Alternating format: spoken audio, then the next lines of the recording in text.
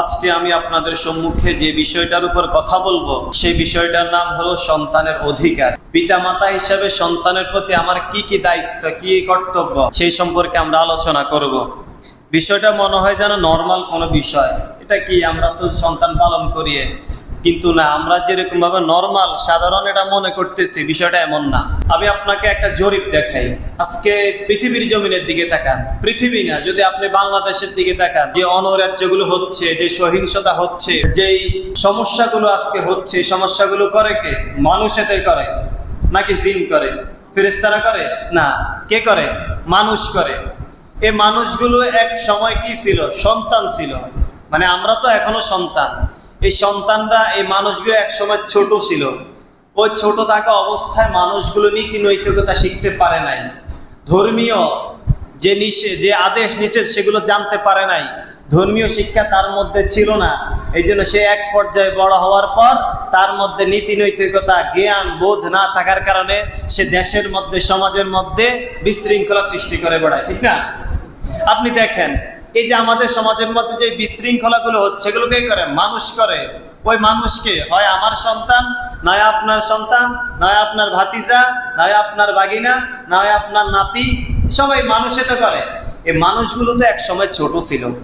ওই ছোট থাকা অবস্থায় যদি আমরা, মা বাপ যদি ওই সন্তানগুলোকে ইসলামী আদর্শে আদর্শবান করতে পারত, সন্তানের যে অধিকারগুলো ইসলাম দিয়েছে যদি সেগুলো সঠিকভাবে তারা পালন করতে পারতো সন্তানের উপর, তাহলে এই সন্তানগুলো বড় হয়ে দেশের মধ্যে বিশৃঙ্খলা করতো না, আল্লাহর বিরুদ্ধে কথা বলতো না, আল্লাহর জমিনে আল্লাহর দিন কায়েমে বাধা দিত না, দেশের সার্বভৌমত্ব তারা রক্ষা করত। কিন্তু আমরা সেগুলো, মা বাপ তার অধিকারগুলো সঠিকভাবে না বুঝিয়ে দেওয়ার কারণে আজকে সেই সন্তানগুলো বড় হওয়ার পর দেশের মধ্যে, দেশের জন্য একটা কি কাল হয়ে দাঁড়িয়েছে। সে সম্পর্কে আমরা কিছু কথা বলবো আজকে, সন্তানের অধিকার সম্পর্কে। আমরা অনেকে জানি, কিন্তু আমরা মানার না চেষ্টা করি, অথবা আমরা অনেকে না শুনেও না, শোনার ভান ধরে অনেকে মনে করি সবকিছু আমরা বুঝি, কিন্তু না, আমরা সবকিছু বুঝি না। আমার মনে হয় আর কি, আমরা সবকিছু বুঝি না। যদি আমরা সবকিছু বুঝতামই, তাহলে আমাদের দেশের মধ্যে এত সমস্যা হইতো না। তো সন্তানের অধিকার, এই কথার পূর্বে আগে একটা সন্তানকে জন্ম দিতে হবে, তারপরে না সন্তানের অধিকার আছে না নাই সেটা পরের বিষয়।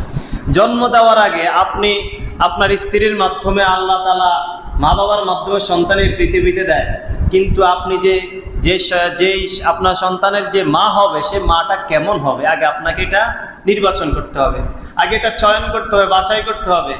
যে আপনি যদি একটা ভালো মা না দিতে পারেন আপনার সন্তানকে, তাহলে আপনার সন্তান ভালো কিছু, আপনি ভালো সন্তান পাইবেন, এটা বাস্তব। আমাকে একটা শিক্ষিত মা দাও, আমি তোমাকে একটা শিক্ষিত জাতি দিব, কথাটা এইভাবে না। কথাটা বলতে হবে, আমাকে একটা সুশিক্ষিত মা দাও, একটা দ্বীনি জ্ঞানওয়ালা একটা মা দাও, আমি তোমাকে একটা দ্বীনি সন্তান দান করবো, এরকম কথা হবে। তো আমরা বিবাহ করার পূর্বে আগে আমাদেরকে, আমাদের স্ত্রী, আমাদের যে ঘরে বউ আসবে, আপনার সন্তানের যে মাটা হবে, সেই মাটা কেমন হবে এটা আগে দেখতে হবে। তারপরে আপনার সন্তান ভালো খারাপ। আপনি যদি একটা যে মেয়ের দিন নাই, দুনিয়া নিয়ে ব্যস্ত, ক্যারিয়ার নিয়ে ব্যস্ত, সব কিছু নিয়ে ব্যস্ত, তো আপনি ওই সন্তান থেকে কি পাইবেন? ওই মায়ের থেকে কি সন্তান পাইবেন? আপনিও চাকরি করতেছেন, আপনার স্ত্রীও চাকরি করতেছে, মাঝখান থেকে কাজের মেয়ের কাছে আপনার সন্তান বড় হচ্ছে। তো ওই সন্তান বড় হইবে, যখন বড় হচ্ছে, তখন সে মা বাবার যে ভালোবাসা, যে মমতা, যে পিতৃতুল্য যে আচরণ, সেগুলো সে পাবে না। তখন এক পর্যায়ে ছেলেরা একদিকে চলে যায়, মা বাবার একদিকে চলে যায়, পরিবারের মধ্যে একটা অশান্তি সৃষ্টি হয়ে যায়। এই জন্য আগে আপনাকে একটা ভালো একটা স্ত্রী নির্বাচন করতে হবে। সেক্ষেত্রে রাসূলুল্লাহ সাল্লাল্লাহু আলাইহি ওয়াসাল্লাম বলেছেন যে বিয়ের আগে 4টি বিষয়ের প্রতি তোমরা লক্ষ্য রাখবে। একটা মেয়ে নির্বাচন করতে হলে, মেয়ে দেখতে হলে 4টি বিষয়ের মধ্যে রাসূল বলেছেন, ক্বালা তুনকিহুল মারআতু লিআরবাআতিন। আবু হুরায়রা রাদিয়াল্লাহু তাআলা আনহু থেকে হাদিসটা বর্ণিত। রাসূল বলেছেন 4টি বিষয়ের প্রতি লক্ষ্য রেখে তোমরা মেয়েদের বিবাহ করো। 1 নাম্বার লিমালিহা, ওই মেয়ের সম্পদ দেখতে হবে, ওই মেয়ের সম্পদ দেখতে হবে। বিষয়টা এমন না যে তার কাছ থেকে যৌতুক নেওয়ার আশায়, যৌতুক নেওয়ার ধান্দায় বিয়ে করবে, বিষয়টা এমন না। কেন সম্পদ নেওয়ার, যে সম্পদের দিকে লক্ষ্য রাখতে হবে, সেটা অন্য একটা আলোচনা, এগুলো ভিতরে ঢুকলে অনেক গভীরে যাইতে হবে। 1 নাম্বার, ওই মেয়েকে দেখবেন যে তার সম্পদ আছে কিনা। 2 নাম্বার ওয়ালি হাসাবিহা, তার বংশমর্যাদা দেখতে হবে, ওই মেয়ের বংশমর্যাদা কেমন সেটা দেখতে হবে। 3 নাম্বার ওয়া জামালিহা, ওই মেয়ের সৌন্দর্য দেখতে হবে। 4 নাম্বার ওয়ালি দীনিহা, ওই মেয়ের দিনদারিতা দেখতে হবে। 4টি বিষয় বললাম, যে মেয়ের সম্পদ দেখতে হবে, মেয়ের বংশমর্যাদা দেখতে হবে, বংশ কেমন, ভালো বংশ কিনা, তারপরে তার সৌন্দর্য দেখতে হবে, ওই মেয়ের দিনদারিতা দেখতে হবে। এরপরে রাসূল বলেছেন ফাসফার বিযাতিদ দ্বীন, তবে তুমি ওই নারীর দিনদারিতাকে বেশি প্রাধান্য দিবে। এই কথাটার অর্থ হলো, একটা আপনি যে নারীকে বিয়ে করবেন, ওই নারীর পরিবারের মধ্যে সম্পদ নাই, নারী বেশি সুন্দরও না, বেশি বংশমর্যাদা সম্পন্ন না, কিন্তু ওই মেয়েটার দিনদারিতা আছে, ওই মেয়েটা আল্লাহ প্রেমিক, রসুল প্রেমিক, ইসলামী দিক নির্দেশনাগুলো মেনে চলে, ইসলামী হুকুম হাকামগুলো মেনে চলে। তো রসুল বলেছেন তার সম্পদ বাদ, তার চেহারা বাদ, তার বংশমর্যাদা বাদ, যেহেতু ওই মেয়ের মধ্যে দিনদারিতা আছে, তাহলে তুমি ওই মেয়েকে বিবাহ করো। তারপরে এই কথার পর রসুল বলেছেন যে তারিবাত ইয়াদাক, যদি তুমি তার দিনদারিতা না দেখে তার ধন সম্পদ দেখো, তার সৌন্দর্য দেখো, যদি তার ধন সম্পদ সৌন্দর্য দেখে তুমি তাকে বিবাহ করো, তাহলে তুমি ধ্বংস হয়ে যাবে। এটা বাস্তব। আজকে সমাজের মধ্যে দেখেন, একটা নারীকে আপনি, একটা নারী একটা সমস্যা, একটা পরিবারকে ধ্বংস করে দিচ্ছে। একটা পুরুষের কেরিয়ার লাইফ, তার পার্সোনালিটি সহ যা কিছু আছে, একটা নারীর কারণে সবকিছু ধ্বংস হয়ে যাচ্ছে। আপনি নারীকে কন্ট্রোল করতে পারতেছেন না, কেননা বর্তমান সময়ে নারীকে যারা কন্ট্রোল করতে পারতেছে না, ওই যে নারীকে কন্ট্রোল করতে পারতেছে না, ওই নারীর মূল সমস্যাটা কিন্তু তার মধ্যে দিনদারিতা নেই, দিনের বুঝ নাই, আকীদা জানে না, ঈমান জানে না, ইসলাম বুঝে না, কোরআন তেলাওয়াত জানে না, একটু কোরআন পড়ে না, শুধু কলেজ ভার্সিটিতে পড়াশোনা করছে, এদিক সেদিক কি করতেছে। এগুলোর ক্ষেত্রে আমাদেরকে একটু লক্ষ্য রাখতে হবে। তাহলে মূল কথা হলো, আপনি আপনার একটা ভালো সন্তান পাইতে হলে তার পূর্বে আপনাকে একটা ভালো স্ত্রী পেতে হবে। আপনার স্ত্রী যাতে ভালো হয় সেদিকে আপনাকে খেয়াল রাখতে হবে। আর ভালো স্ত্রী কখন বুঝবেন? যখন দেখবেন যে ওই মেয়েটার মধ্যে দিনদারিতা আছে। এই হলো সন্তান জন্মের আগে 1 নম্বর করণীয় আপনার প্রতি, পিতার প্রতি এটা। 2 নম্বর করণীয় হলো আল্লাহ তাআলা মা বাবার যেই পবিত্র মিলনের মাধ্যমে আল্লাহ তাআলা যে সন্তান দেন, এই মিলনের আগে আল্লাহ তাআলা যে পবিত্র যে সম্পর্ক, এই সম্পর্কের আগে আল্লাহ তাআলা প্রিয় হাবিব আমাদেরকে দোয়া শিখিয়েছেন। দোয়াটা পড়বেন। দোয়াটা হলো বিসমিল্লাহি আল্লাহুম্মা জান্নিবিনা আশ-শাইতান ওয়া জান্নিবিশ শাইতানা মা রাযাকতানা। খুব চমৎকার দোয়া। রাসূল বলেছেন, যখন তোমাদের কোনো পুরুষ তার স্ত্রীর কাছে যায় সন্তান লাভের উদ্দেশ্যে, তখন সে যেন এই দোয়া পড়ে, হে আল্লাহ, আমি আমি আপনার নামে শুরু করছি, আল্লাহর নামে আরম্ভ করছি, আল্লাহ তুমি আমাদেরকে শয়তান থেকে রক্ষা দূরে রাখুন, এবং আমাদেরকে যে সন্তান দিবেন তাকেও আপনি শয়তান থেকে দূরে রাখুন। আশা করা যায় রাসূল বলেছেন যে ফাকুদিয়া বাইনাহুমা উলিদা লাম ইয়াদুররুহু, যদি ওই দম্পতির কিসমতে, ওই দম্পতির ভাগ্যে আল্লাহ যদি কোনো সন্তান দান করেন, তাহলে ওই সন্তানকে শয়তান স্পর্শ করতে পারবে না, কোনো ক্ষতি করতে পারবে না। তাহলে করণীয় কি? আগে আপনাকে একটা ভালো স্ত্রী নির্বাচন করতে হবে, তারপর আপনাকে দোয়া কালাম পড়তে হবে, মানে ইসলামী হুকুম আহকামগুলো মেনে নিতে হবে। এই 2টা কথা মাত্র বলেছি, মানে সন্তান জন্ম দেওয়ার আগে। এর আগে অনেক কথা আছে, সংক্ষিপ্ত আলোচনা। তারপরে সন্তান আল্লাহ তাআলা আপনাকে দিয়েছেন, সন্তান এই দুনিয়ার মধ্যে এসেছে, আসার পর আমরা কি করি? আগে সেলফি তুলি। মাত্র 5 মিনিট হয়েছে, 10 মিনিট হয়েছে, আপনি কি করতেছেন? ছবি উঠাই সেটা সবাইকে দিতেছেন, আপনার আত্মীয়স্বজন সবাইকে ছবি উঠাই পাঠাই দিতেছেন। এই শুরুতে আপনি বিসমিল্লাহ গলত করতেছেন, বরকত সবগুলো নষ্ট করে দিতেছেন। আপনি এমন করতেছেন কেন? মানুষ মোবাইলের মাধ্যমে দেখে যে রুহানিয়তটা না পায়, সরাসরি দেখলে ওই রুহানিয়তটা আরো বেশি পায়। আপনি সন্তানকে যে ছোটকাল থেকে তাকে মোবাইল দেখাইতে দেখাইতে বড় হইতেছেন, তো বড় হইলে একটু বড় হওয়ার পর এখনকার সন্তানরা মোবাইল ছাড়া ভাত খায় না, মোবাইল ছাড়া পড়তে বসে না, মোবাইল ছাড়া কিছুই করে না। তো এটা কার দোষ? মা বাবার দোষ না? তো আমরা যদি এগুলো খেয়াল না করি তাহলে সমস্যা। তো এই জন্য সন্তান জন্ম দেওয়ার পর, সন্তান আল্লাহ তাআলা পৃথিবীতে দেওয়ার পর আপনার প্রথম কাজ হলো আজান দেওয়া। কি দেওয়া? সবাই বলেন আজান দেওয়া। আমরা সবাই দিই, আমল করে, আজানও দেই, মানে আমরা ইসলামও মানি, অন ইসলামও মানি, সব কিছুই মানি আর কি। এটা ভাবে হবে না, আমরা পুরোপুরি ইসলাম মানবো। প্রথম কাজ হলো আজান দেওয়া। আন উবাইদুল্লাহ ইবনে আবি রাফি আন আবিহি قال, তিনি বলেন রাআইতু রাসূলুল্লাহ সাল্লাল্লাহু আলাইহি ওয়াসাল্লাম, আমি রাসূলুল্লাহ সাল্লাল্লাহু আলাইহি সাল্লামকে দেখেছি যে আযানা ফিল উযুনিল হাসান ইবনে আলী, যে রাসূলুল্লাহ সাল্লাল্লাহু আলাইহি সাল্লামের নাতি হাসান রাদিয়াল্লাহু তাআলা আনহুর কানে আজান দিয়েছেন, হিনা ওয়ালাদাতহু ফাতেমা, যখন ফাতেমা তাকে জন্ম দিয়েছে। রাসূলুল্লাহ সাল্লাল্লাহু আলাইহি ওয়াসাল্লাম নাতির নাম হাসান হুসাইন আছে না, একজন হল কি হাসান। হাসান যখন জন্মগ্রহণ করছেন তখন রাসূলুল্লাহ সাল্লাল্লাহু আলাইহি ওয়াসাল্লাম সে হাসানের কানে আজান দিয়েছেন। কিভাবে আজান দিয়েছেন? বিসসলাতি, যেভাবে নামাজের আজান দেওয়া হয়। এখন কথা হলো, এক কানে আজান দিবেন, আরেক কানে একামত দিবেন। এটা দিবে কারা? ঘরের মধ্যে কোনো পুরুষ থাকলে পুরুষ দিয়ে দিতে পারবে। আপনি যদি মনে করেন না আমি হুজুরকে নিব, তাহলে এটাও নিতে পারেন, কোনো সমস্যা নেই। যদি আপনি মনে করেন পুরুষ ঘরে যে পুরুষ আছে পুরুষ দিতে পারবে, তাও কোনো সমস্যা নেই।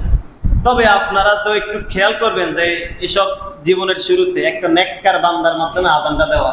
আপনার বাড়ির মধ্যে একজন মুরব্বী আছে, আল্লাহওয়ালা মানুষ আছে, আপনি তার কাছে নিয়ে যান অথবা তাকে নিয়ে আসেন যে একটু আজান দিয়ে দেন, এক কানে আজান আর এক কানে একামত দিয়ে দেন, এটা দিতে পারেন, কোনো সমস্যা নেই।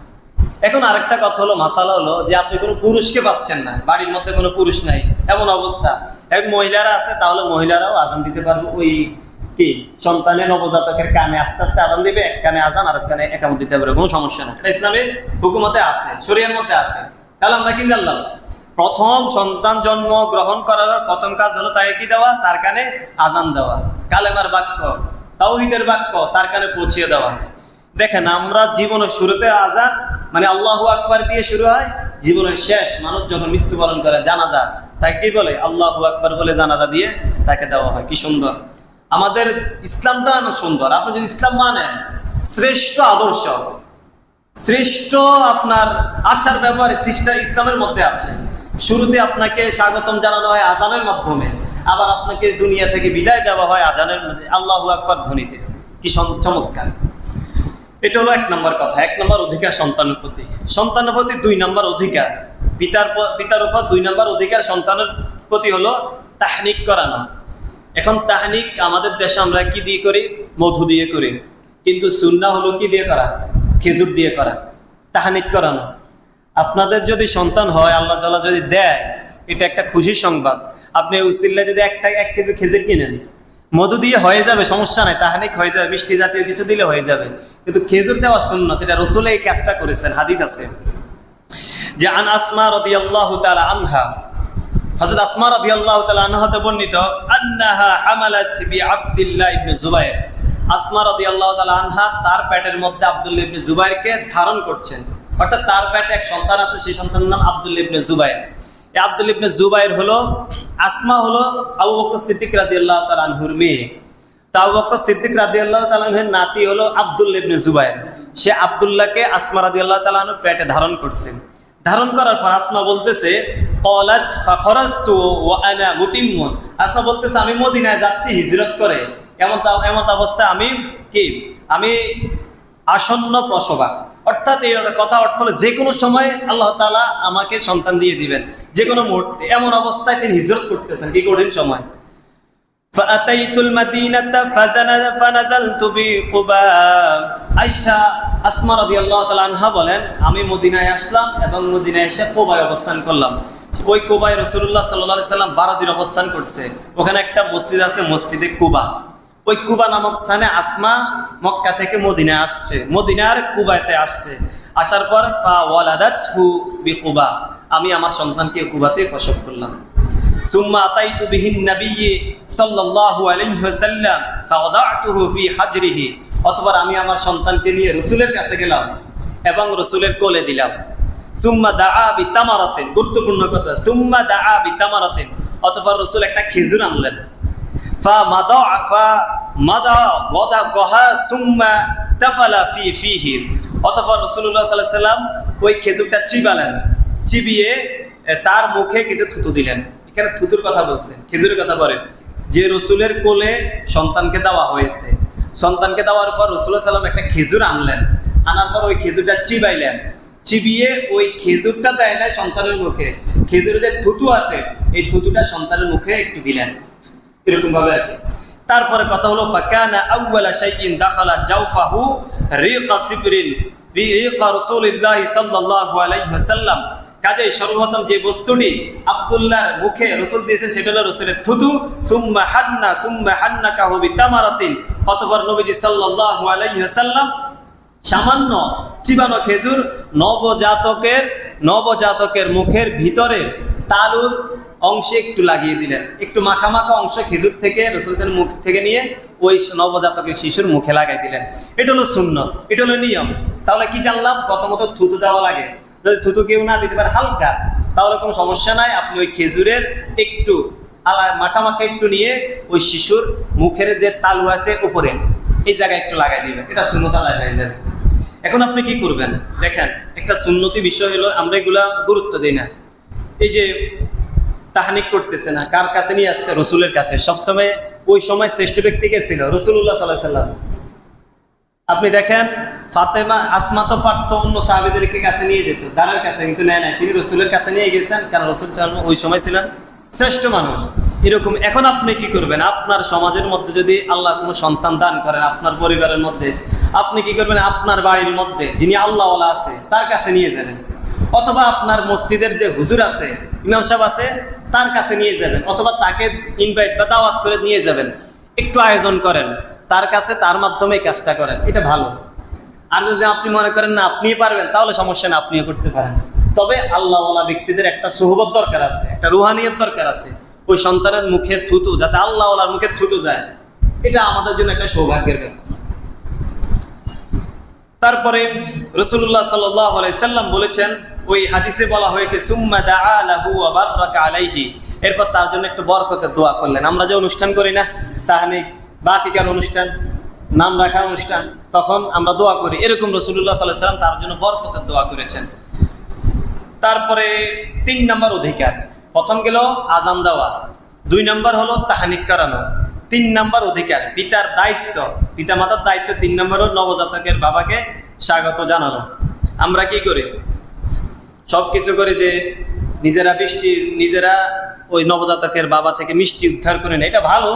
তা আমাদেরও উচিত, উনি কষ্ট করতেছে, ছেলের জন্য সামনে কষ্ট করে, আমাদেরও উচিত তার জন্য একটু মিষ্টি নিয়ে যাওয়া। যে আপনি একজন বাবা হয়েছেন, সবল হয়েছেন, আল্লাহ তাআলা সবাইকে সন্তান দেয় না, কিছু কিছু মানুষকে আল্লাহ সন্তান দেয় না, আল্লাহ তাআলা তাকে দিয়েছেন, এটা শুকরিয়া আদায় করে আমরা তো তার জন্য নিয়ে যেতে পারি, বা তিনিও খাওয়াইতে পারেন, কোনো সমস্যা নাই। কিন্তু আমরা এটা ভালো যে আমরাও খাওয়াবো, উনিও খাওয়াবে।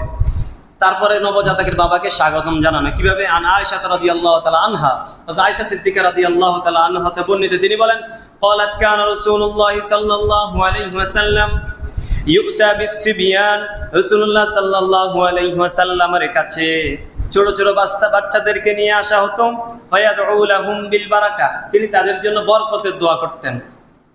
আন আইয়ুব আল সাখয়ানি রাহিমাহুল্লাহ আন্নাহু কানা ইযা হুনা বিমাউলুদিন, হযরত আবু আইয়ুব আস-সাখতিয়ানি রাহমাতুল্লাহি আলাইহি যখন কোনো নবজাতকের পিতাকে অভিবাদন জানাতেন, তখন তিনি বলতেন, এই যে আমাদের সমাজের মধ্যে যে ছোট ছোট বাচ্চারা আল্লাহ তাআলা যে জন্মগ্রহণ করায়, তিনি তারা যে আসে, একটা দোয়া পড়তে হবে তাদেরকে দেখে, অথবা তার বাবার উদ্দেশ্যে একটা দোয়া পড়তে হবে। দোয়াটা হলো জাআলাহুল্লাহু মুবারাকান আলাইকা ওয়া আলা উম্মিহি মুহাম্মাদিন উম্মতি মুহাম্মাদিন। দোয়ার অর্থ হলো আল্লাহ তাআলা তোমার সন্তানকে তোমার জন্য এবং উম্মত মুহাম্মাদি সাল্লাল্লাহু আলাইহি ওয়াসাল্লামের জন্য বরকতের কারণ বানিয়ে দেন। এই সুন্দর সুন্দর দোয়া করতে হবে। আমরা কি করি? যাই সেলফি তুলি ছোট ছেলের সাথে, এই করি সেই করি, এগুলো বাদ দেন, ইসলামী অনুশাসনগুলো মেনে চেষ্টা করেন। আমরা দোয়াগুলো শিখি, জাআলাহুল্লাহু মুবারাকান আলাইকা ওয়া আলা উম্মতি মুহাম্মাদিন সাল্লাল্লাহু আলাইহি ওয়াসাল্লাম। 4 নাম্বার অধিকার, যে শিশু সন্তান কান্নাকাটি যে করে, আমরা এটাকে গুরুত্ব দিব। আমরা অনেকে শিশু সন্তানের কান্নাকাটিকে গুরুত্ব দিই না। কান্নাকাটির গুরুত্ব আমরা অনেকে মনে করি কি, যে তাকে জিনে ধরছে, আলগায় ধরছে, এরকম মনে করি না। আপনি আবার এটাই নিয়ত করবেন না। ধরলে ধরতে পারে, আসল লাগলে লাগতে পারে, কিন্তু আপনি আমাদের সমাজে একটা রেওয়াজ আছে, মনে হয় যেন তাকে জিনে ধরছে এই জন্য সে কান্নাকাটি করে, কিন্তু না, ও বাবু হয়তো বা কষ্ট পাচ্ছে এই জন্য কান্নাকাটি করতে পারে। আপনি এইদিকে লক্ষ্য রাখবেন। ঠাস করে আপনি জিনের ধারণা নিয়ে এসছেন, আপনি একটা উল্টাপাল্টা চিন্তা নিয়ে আসছেন মাথার মধ্যে, আলগায় ধরছে, এগুলা কেন? আপনি বেশি বেশি সূরা ইখলাস, নাস, ফালাক, তারপরে কাফিরুন, আয়াতুল কুরসি, সূরাতুল বাকারা, এগুলো বেশি বেশি ঘরের মধ্যে পড়বেন, জিনও আসবে না। তা আমরা এগুলো পড়ি না। আমরা মনে করি হুজুর তো আছে, হুজুরের কাছে যাইবো, যারাইও ভালো হয়ে যাবো। না, এটা না, এটা আছে, এটা জায়েজ আছে, কিন্তু আপনি ধারণা যদি চেঞ্জ না করেন তাহলে তো হবে না। আপনি ধারণাই করে রাখছেন, মনে হয় যারা ছোট সন্তান হবে এদেরকে জিনে ধরবে, এটা আপনারা মনে করে রাখছেন, এটা মনে করবেন না। তারপরে কি করে? ছোট সন্তানের শিশুর পাশে এই গরুর হাড্ডি রাখে, তারপরে আগুন রাখে। ওই আমাদের একটা ভয় আছে যে আমাদের নিয়ত খারাপ, যে মনে হয় যেন দিন টিন আসতে পারে, এই জন্য এগুলো রাখতে হয় না। ভাই, এটা রাখবেন কেন আপনি? এই নিয়ত এগুলো সরান, পরিবারের সবাই ঠিক হন, নামাজ কালাম পড়েন, জিনের বাবু আসবে না, মানে খারাপ দুষ্ট জিন আলগা, এগুলো বাবু আসবে না। এগুলো আপনারা চেঞ্জ করেন, আপনারা করেন, দেখবেন পরবর্তী প্রজন্মের এইভাবে ঠিক হয়ে যাবে। তারপর 5 নাম্বার করণীয় হলো, অধিকার হলো তার আকিকা করানো। এটা আমরা করি, কিন্তু আকিকার আমরা এমন বেহাল দশা করে মনে হয় যেন বিয়ে হচ্ছে, আকিকার অনুষ্ঠান না। আমরা আকিকাকে ইসলামী শরিয়া অনুযায়ী করব। জেনে রাখা আবশ্যক যে ছেলে হোক বা মেয়ে হোক, উভয়ের আকিকা করতে হবে। ইহুদিরা পুত্র সন্তান আকিকা করতো, কিন্তু কন্যা সন্তান আকিকা করতো না ইহুদিরা। রাসূল বলেছেন, ইন্নাল ইয়াহুদা তাআক্কু আনিল গোলাম, যে ইহুদিরা পুত্র সন্তানের আকিকা করাতো, ওয়ালা তাউক্কু আনিল জারিয়াতি, কন্যা সন্তানের আকিকা করাতো না। ফাউক্কু আনিল গুলামি শাতাইনে, রাসূল বলেছেন তোমরা ইহুদিদের সেই পথভ্রষ্টতা বাদ দিয়ে তোমরা তোমাদের পুত্র সন্তান জন্মগ্রহণ করলে শাতাইনে, 2টি বকরি বা 2টি ছাগল দ্বারা তার আকিকা করো। ওয়া আনিল জারিয়াতি শাদুন, আর কন্যা সন্তানের ক্ষেত্রে 1টি ছাগল দ্বারা তার আকিকা করো। এখন আকিকাটা জানলাম, ছেলের ক্ষেত্রে 2টা, মেয়ের ক্ষেত্রে 1টা, কিন্তু অন্য হাদিসে আছে ছেলের ক্ষেত্রে 1টা দিয়ে করলে হবে, সামনে আসতেছে হাদিসটা। তবে এখন আমরা বলবো যে আকিকা কোন দিনে করবেন। উত্তম হলো, আমরা সবাই জানি 7ম দিনে আকিকা করতে হবে। আন সামুরাতা ইবনে জুনদুব রাদিয়াল্লাহু তাআলা আনহু আন রাসূলিল্লাহি সাল্লাল্লাহু আলাইহি ওয়াসাল্লাম قال কুল্লু গুলামিন রাহিনুন বিআকিকাতিহি তুযবাহু আনহু ইয়াওমা সাবিহি ওয়া ইউহলাকু রাসু ওয়া ইউসাম্মা।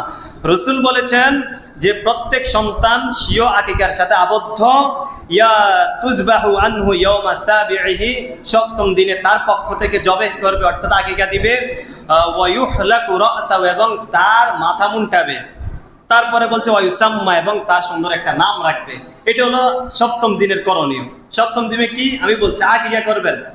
পুত্র সন্তান হলে 2টা ছাগল, কন্যা সন্তান হলে 1টা ছাগল। তারপর তার একটা নাম রাখবেন, তাকে কি করবেন, তার মাথা মুন্ডন করবেন। এক্ষেত্রে লক্ষণীয় বিষয় হলো যে 7ম দিনে আপনি আকিকা করেন আর না করেন বা অন্য দিনে করবেন, কিন্তু 7ম দিনে তো ওই সন্তানের মাথার চুল তো কাটেন।